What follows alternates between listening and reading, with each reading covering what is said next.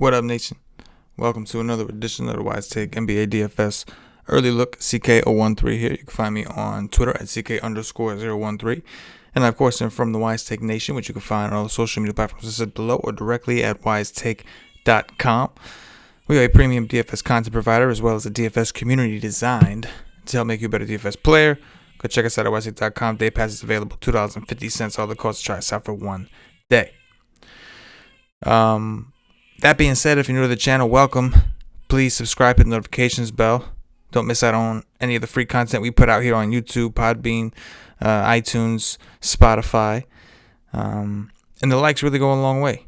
They help us out, allow us to continue to do what we do. Please like, please share the show. Sharing is a big one that we don't really get enough of, and we'd like to see more of. Sharing is caring, if you will. And comment, man. The comments been coming in. I've been enjoying them, interacting with a lot of yous. Some of you I interact with on Twitter on a regular basis. Some of you I interact in the Slack chat, some of the members, but always looking to interact with more. And so leave some comment, whether it's feedback, whether it's thoughts on something I said about the slate, whether it's your thoughts on the slate. Leave a comment. I've been trying to answer as many of them as I can. All right.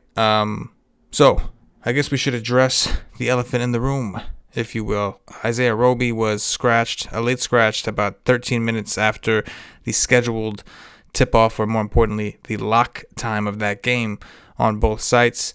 That was a disaster. We obviously had the COVID postponement recently, which I think left a bad taste in everybody's mouth.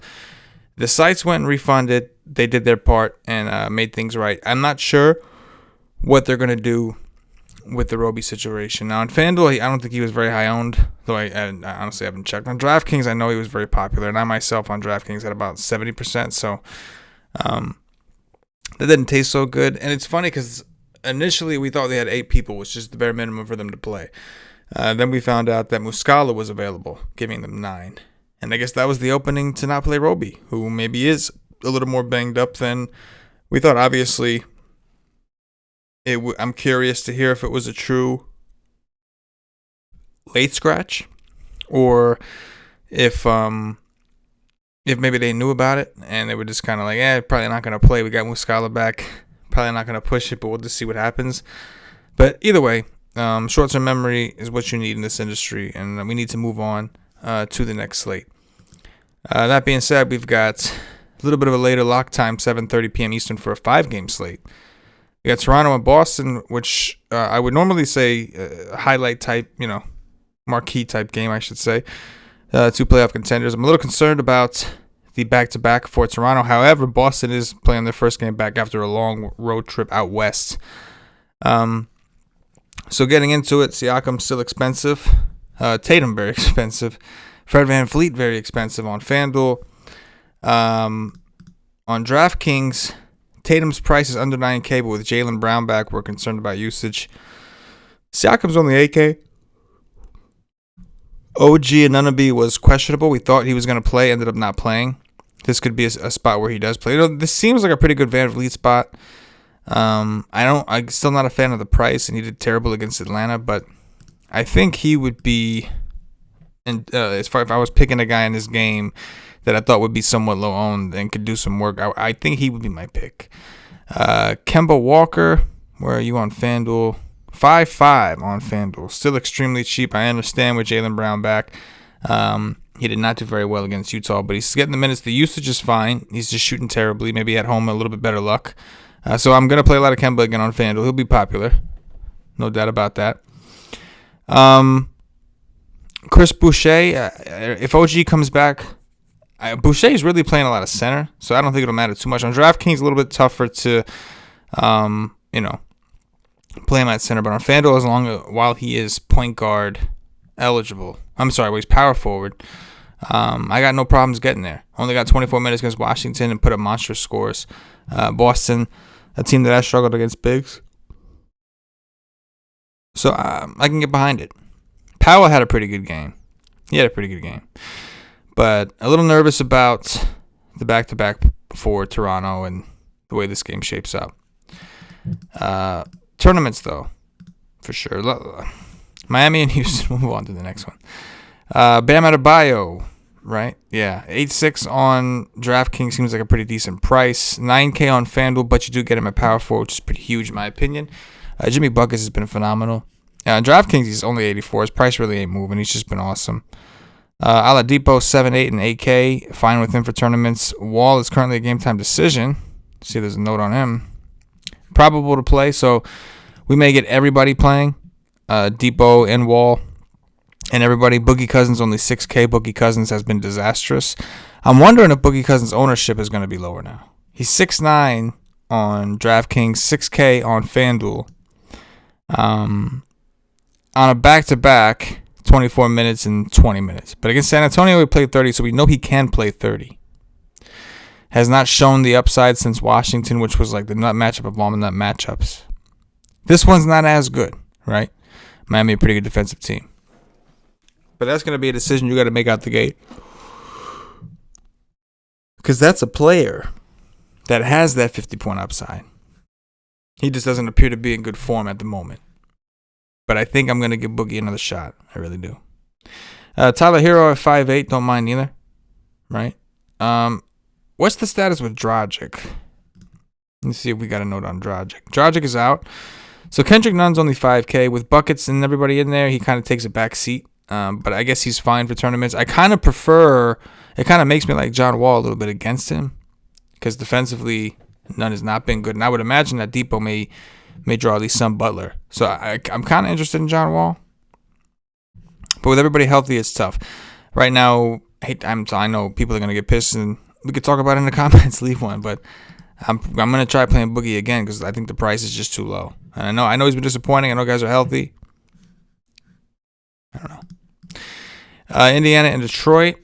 We've got, what do we got here? Back-to-back for Indiana as well. Good spot for Sabonis and Brogdon yet again. Their prices remain relatively low for the upside they carry. Well, on FanDuel, it's 9.3 is pretty much what he always is. And I'm willing to go back to both Brogdon and Sabonis. Jeremy Grant, 8,200 on FanDuel, 7.4 on DraftKings. I think he's better play on DraftKings, obviously, at those prices. Plumlee's price has been elevated. Now, he's coming off a monstrous game. He won some people a lot of money the last two slates, but mostly against Brooklyn, where he played 38 minutes. He went for 51. They went to overtime, right? Oh, no, they played Brooklyn. I'm sorry, yeah. Who is like just everybody goes off, right? You play Brooklyn and you go off. It's kind of the golden rule.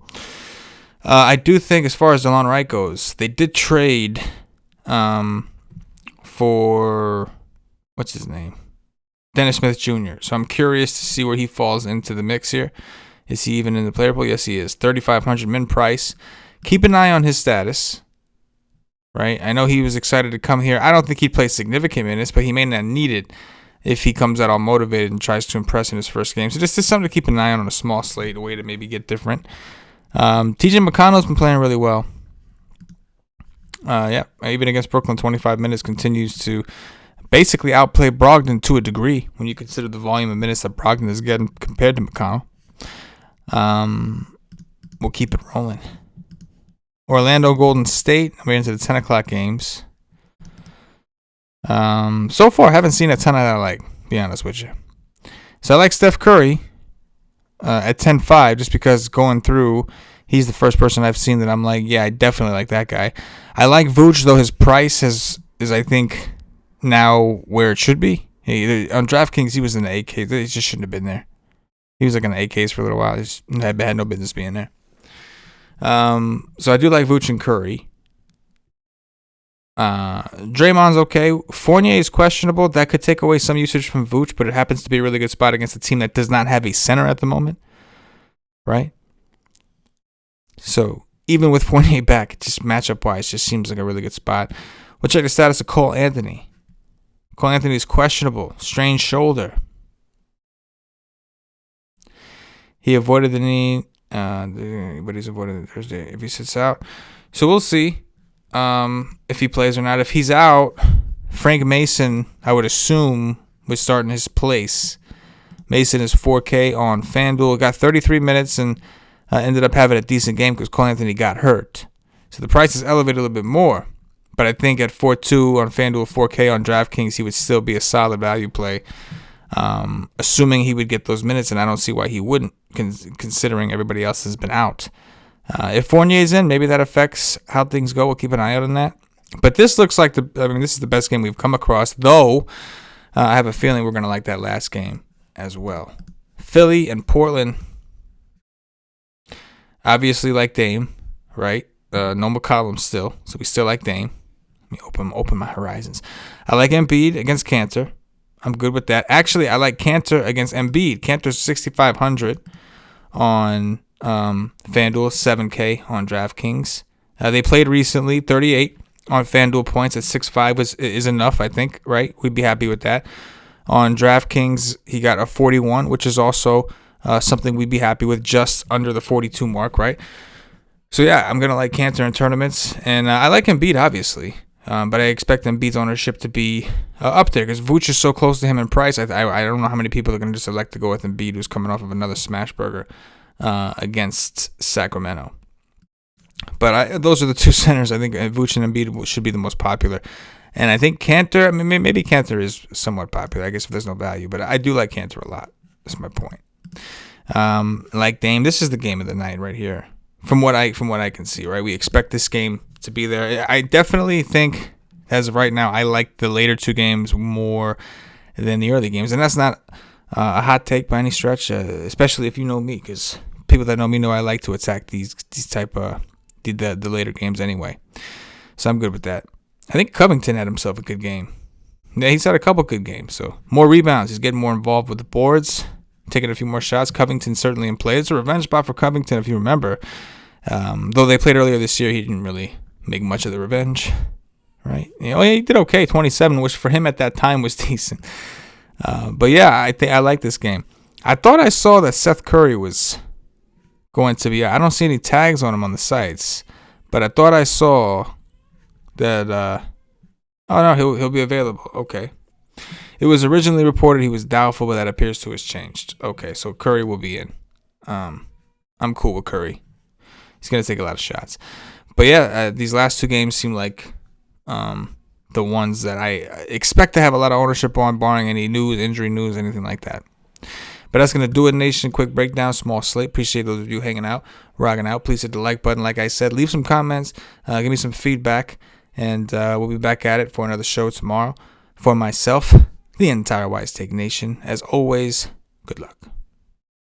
Yes.